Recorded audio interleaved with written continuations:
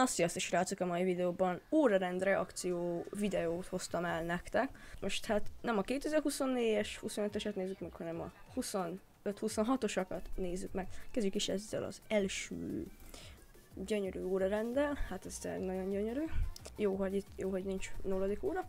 Azt mondja, hogy első óra, hétfő, történelem. Második, matek. Azt mondtam, az angol. Angol, biztos, jó. 5. óra irodalom, na hát az gatya. És 6-7. óra meg testnevelés, hát az brutális. Pláne utolsó 2 órában a tesi, én már csak tudom.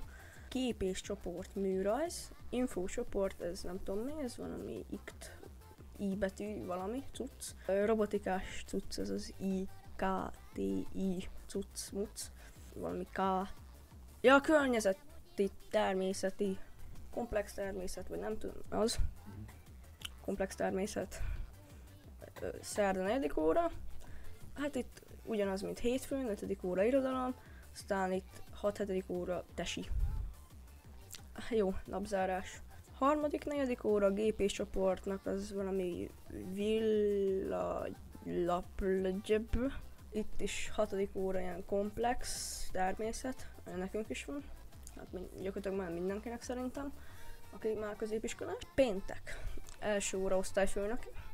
Ez már jó kezdődik. Aztán 2. óra nyelvtan. 3. óra töri. 4. óra angol per matek. 5. ez valami. És a 6. ilyen komplex természet, tudomány, ismeret, tantárgy úgymond. Összesítve, hát ez egy eléggé furcsa órarend, így a rövidítéseket leszámítva. Azért egy ilyen, hát mint ugye szoktak lenni ilyenek, hogy mi a rövidítés, és akkor rövidítés először, utána 2 pont, és kiírva, hogy az milyen tantárgy, szóval azt úgy, na, az úgy jobb volna. Hétfő, első, 2. óra, ez valami nem tudom mi. 4. óra az ilyen természettudományos tudsz.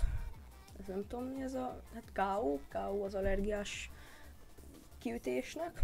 Ez meg szerintem matek, meg valami dik. Na, azt mondja, itt az enyém. Hát hétfő gyakorlatilag egész nap ugyanazok vannak.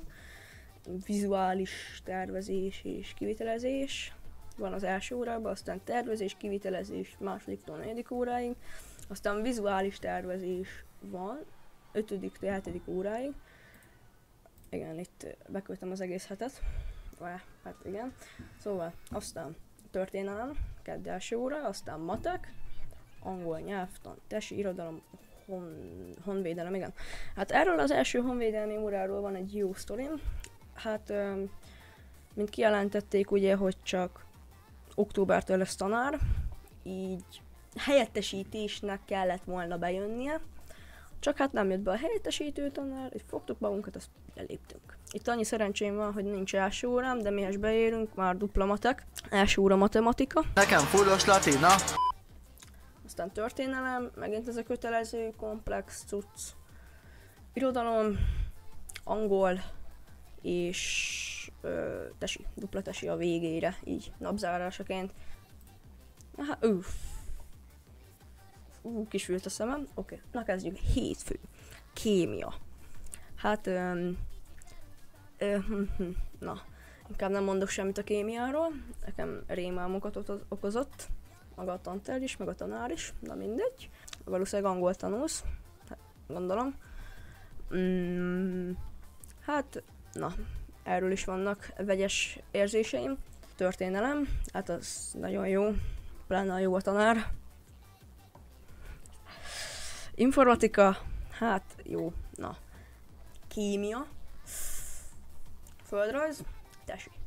Én mindig utáltam, amikor utolsó órában volt a tesi, mert akkor ilyen összevonások voltak más osztályokkal. Szerette a rák.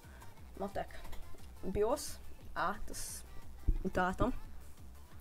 Angol, ilyen állampolgári, meg tesi.